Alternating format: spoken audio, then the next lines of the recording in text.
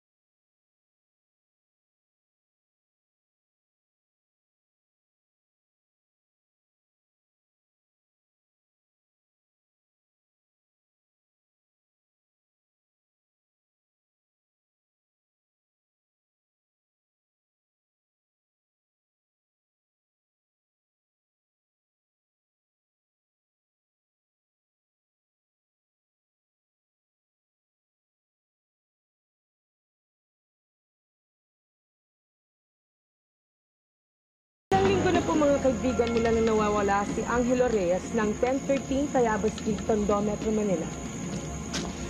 Di umano'y lumabas lamang ng tahanan niya si Angelo para bumili ng gamot para sa kanyang may sakit na ina. Pagkatapos wala na nakakita sa kanya ng buhay. Narito si Angelo kasama natin at wala ng buhay. Biktima ng isang kasumpa-sumpang pagpaslang. Gula-gulanit ang kanyang mga damit at mababakas sa kanyang mga sugat na tila yata mga kalmot. Malalalim ang mga kalmot na likha ng mabangis na hayop. Nakalulungkot sabihin mga kababayan, pero isa lamang si Angelo sa 5 biktima na nawawala sa loob ng 2 araw. Marami pa hong mga report sa presinto tungkol sa mga bata at matatandang nawawala. Isa lamang po ang gusto marating ng himpilang ito sa mga may kapangyarihan. Ano po bang ginagawa ninyong mga aksyon para sa ating mga kababayan?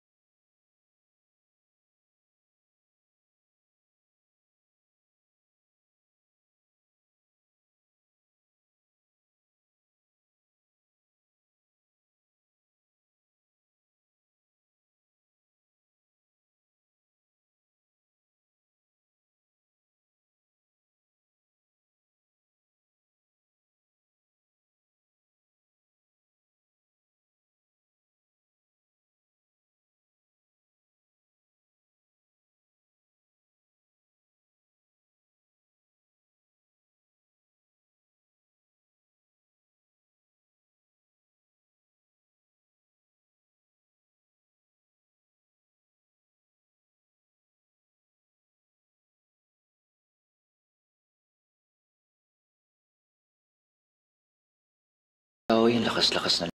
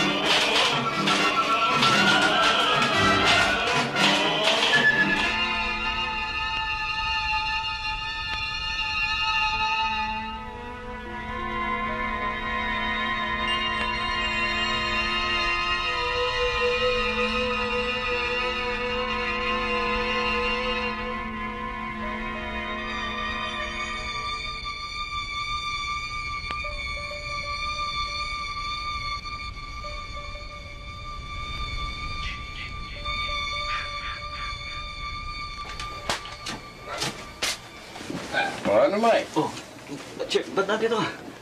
Ano babalita natin? Huwag mong sabihin sa akin na wala ka rin kaalam-alam. Tungkol saan?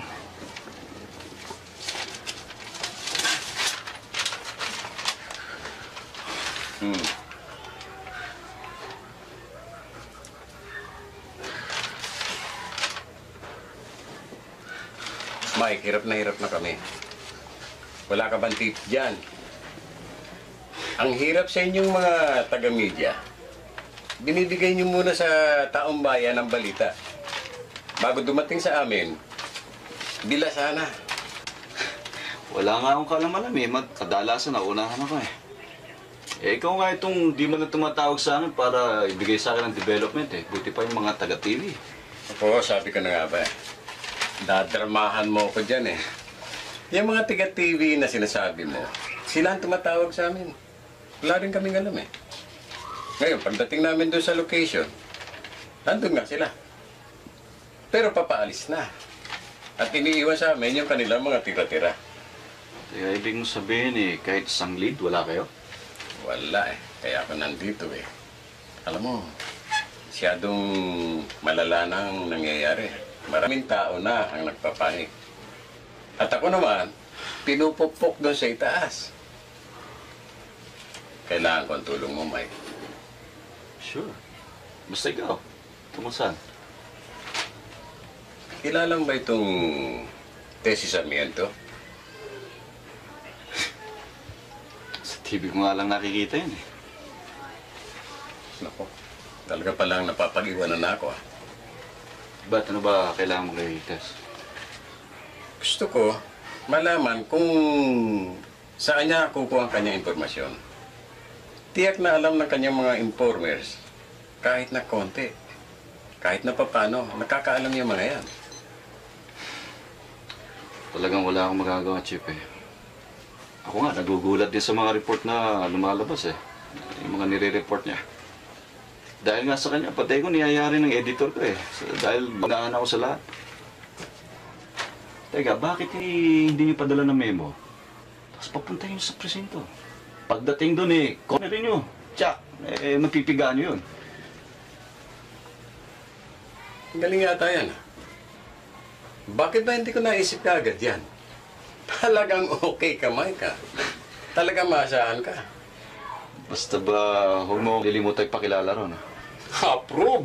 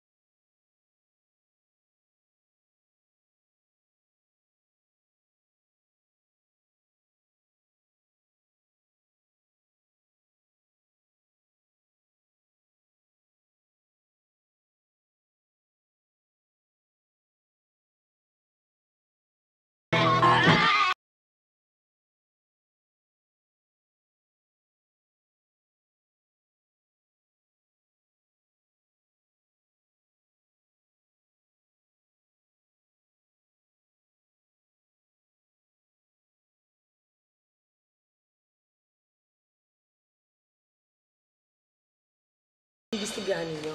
Diretso kita minsan. Sabihin mo sa informer mo, lumantad na siya at kausapin kami mga pulis. Nagbibiro yata kayo, Major. Alam niyo bang tinatawag yan sa amin to sa stasyon? Malamang siguro kapitbahay niyang tumawag sa amin. At saka isa pa kung may testigo ko, bakit ko naman itatago sa inyo? Di ba? Oo nga naman. Anyway, meron ka na namang witness eh. Mike, hindi kita maintindihan ah. Kampi ka ba sa akin o ano? O ano? Oh, miss. Doon na tayo sa presinto mag-usap. Halika na.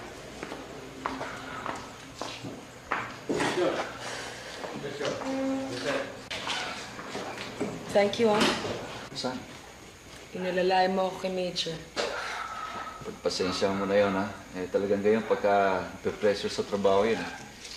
Nasa media ka rin pala. Saan? Ah, si Mike Guevara. Sa Daily Journal ako. Ah, ikaw pala si Mike Guevara. Glad to meet you. Alam mo bang palaging reports mong sinusundan ko sa dyaryo? Ikaw rin. Ikaw palagi pinapanood ko. Nga pala, yung witness na sinasabi mo kanina, pwede ko bang ma-interview? Sure. Gusto mo sumama ka sa akin yan? Huwag na ngayon. Tsaka, isa pa, ikaw na rin ang naghirap nun, di ba? Ikaw rin. Malilate ka sa development. Sigurado ako marami sasabihin yun. Alam ko na kung anong sasabihin nun. Kaya lang hindi ko siguro papayagang i-publish. Ba't? Ano ibig sabihin? Magpapanik ang mga tao. Magkakagulo. Sige, Mike. I'll see you around. Ano, tara na, boys? Balikan tayo sa station.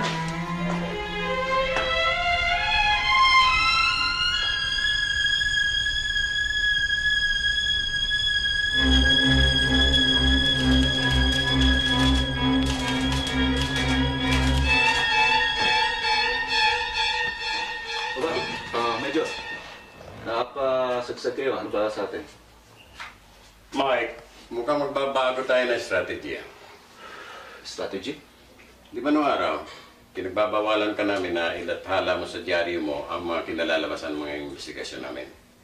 Oh. Pues ngayon, iba na. Pwede mo nang ilagay sa dyaryo mo lahat ng mga resulta ng mga investigasyon. Ano idadagdag ko? Ito.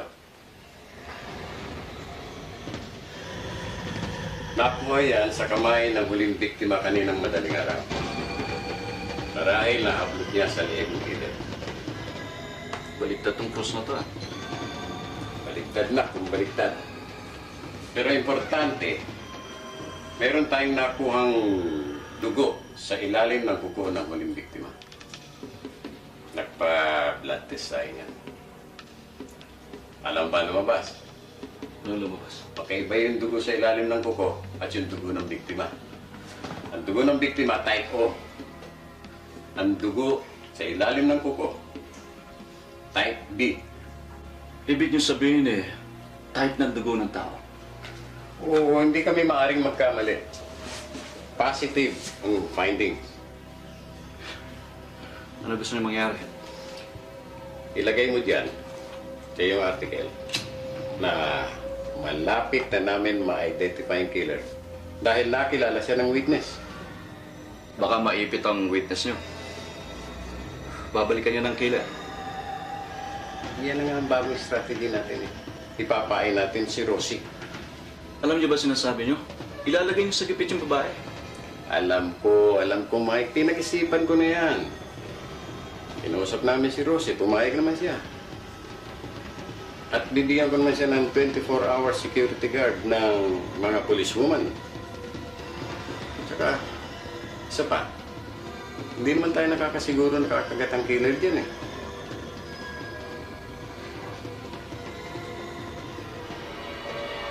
O ano, Mike? Kailan ko mababasa ang article na yan sa iyong dyaryo?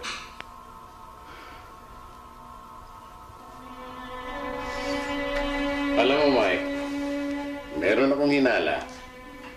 Ang killer na yan ay nagdi-disguise lamang. Ibig niyo sabihin fake yung halimaw na yon. Ikaw naman, ikaw pa naman yung naniniwala pa sa mga hali-halimaw na yan. Kitang-kita ko eh. Totoo.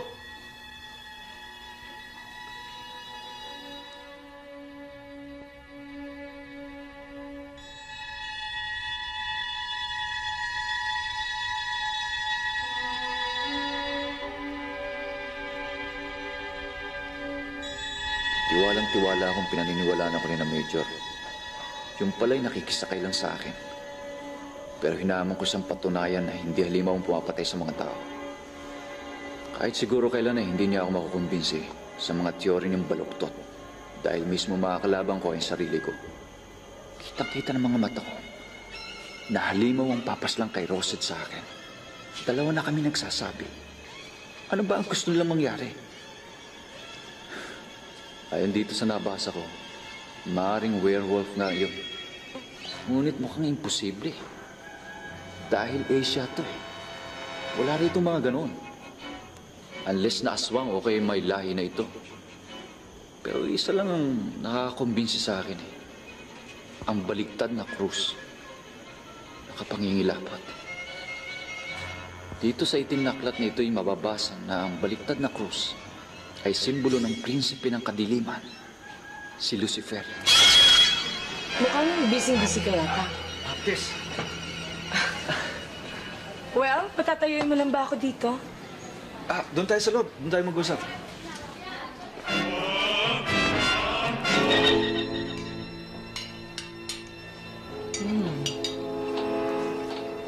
Sarap na magluto ah. Saan ba lang yan? Kumain ka pa. Tama na to, thank you. Tumaba pa ako sa bagay kailangan ko. Mike, sigurado ka bang totoo ang mga sinasabi ng mga witness mo? Baka nakakalimutan mo. Yung nakita niya, nakita ko rin. Kahit minsan hindi ka nagduda sa mga nakita mo. Kitang-kita ko kuti maliwanag na mata niya. Kaya kung ako mabibigyan ng kasarian doon sa halimaw, masasabi ko babae siya para sa akin. You're kidding. Pati yun nalaman mo pa? Ewan ko, yun ang napipil ko eh. Makita ko mga mata niya na nalilisik. Para pang malungkot siya. Wow, Mike, I'm sorry. I have to be going. May meeting kasi kami ng 8:30. Sure. Thank you for the dinner.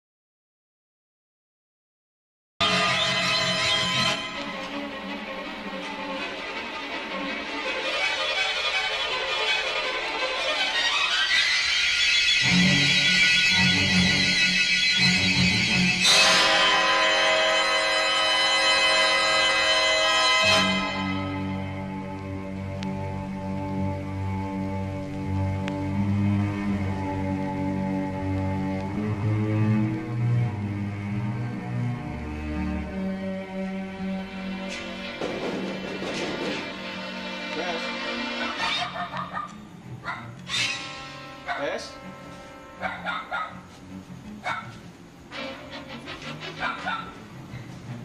Yes?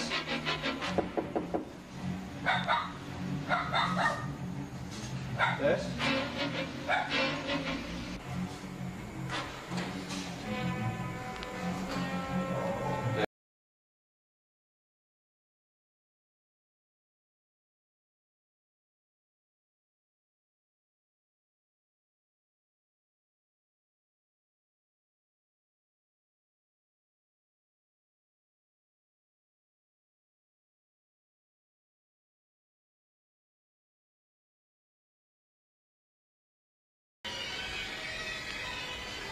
Tess?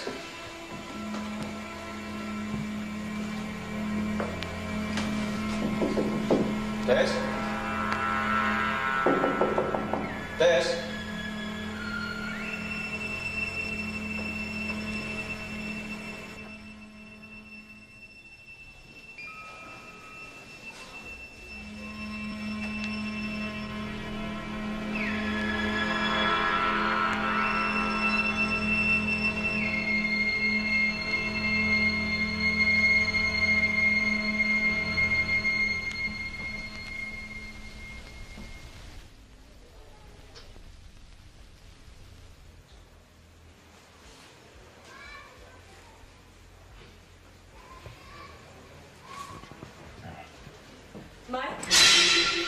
Yes. Ang ginagawa mo nito? Ikaw pala. Nakalimutan mo yung purse mo eh, kaya binalik ko sa'yo. Salamat. Mike, may masamang nangyari. Ano? Rosie, Ano nangyari kay Ross? napatay.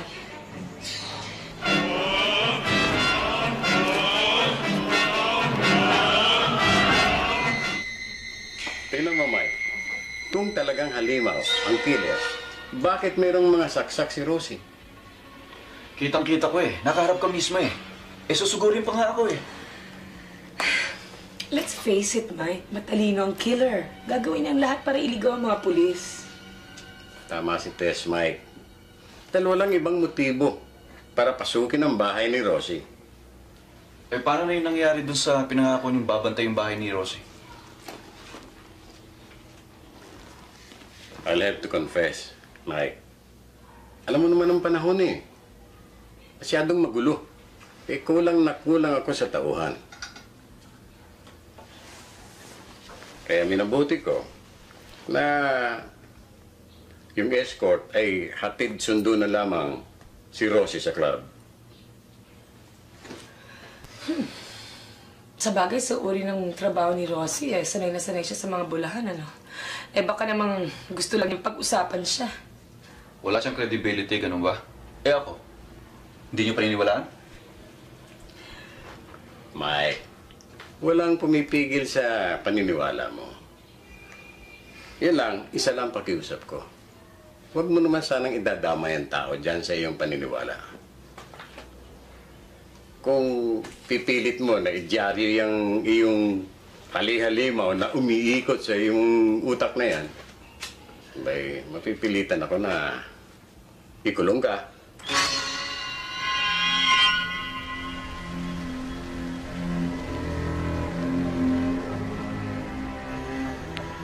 Kahit minsan di ba ako nagkamali sa aking mga hinala. Itawan ng lahat ni Major ang lahat niyang mga tawa. Ngunit hindi pa rin niya maialis sa akin ang paniniwalang may eksistidong halimaw. Walang kikilos. Ako ang maghahanap sa halimaw. Gusto kong ipalamon kay Major ang lahat ng mga tawa niya. Bukas na bukas din, kikilos ako at walang makakapigil sa akin. Kailangan di ako mawala ng lakas ng loob. Malakas ang kutob ko na makakaharap kami ng halimaw. Hindi pa nagkakamali aking kutob. Tatakot ako. Diyos ko, tulungan mo po ako.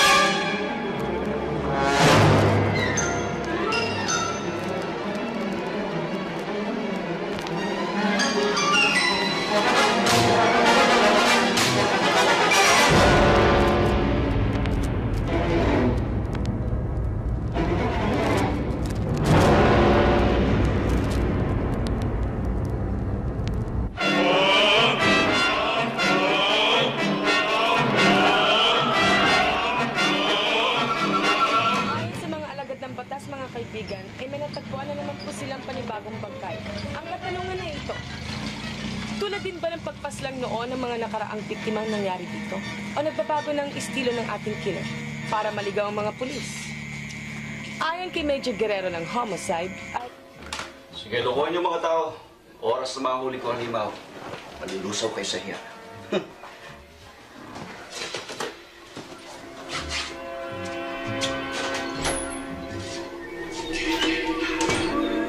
Ano ba talaga para niyo kay Tess Sarmiento? Wala. Nagduda lang ako sa kanya. Dahil masyado niya kayong na-scoop eh. Alam niya kung kailan may mangyayari. Kaya ang ginawa ko, tinap ko ang telepono niya sa bahay niya. Ano, pupuntahan ko siya ngayon. Kasama ka ba?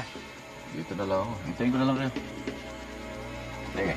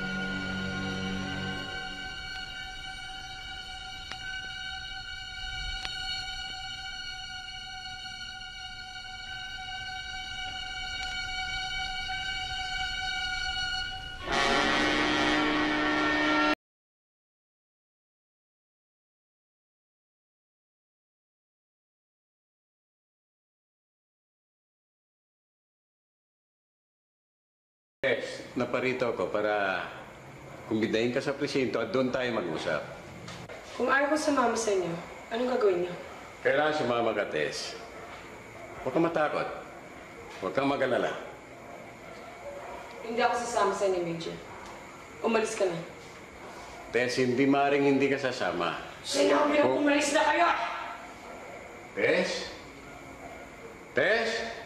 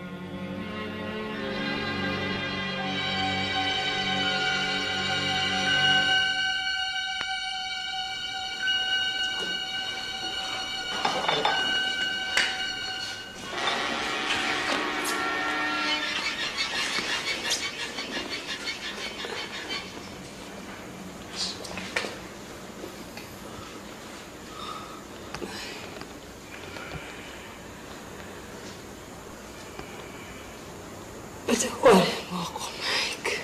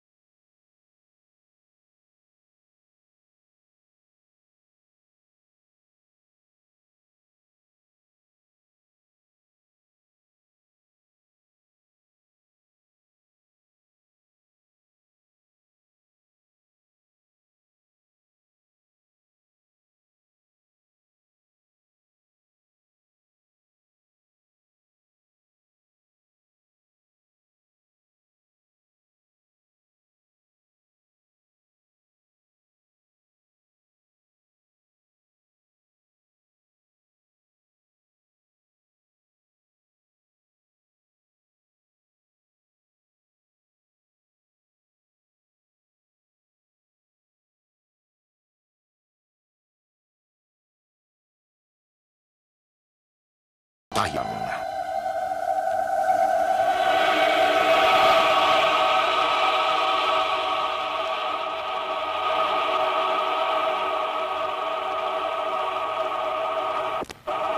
Hanggang sa muli.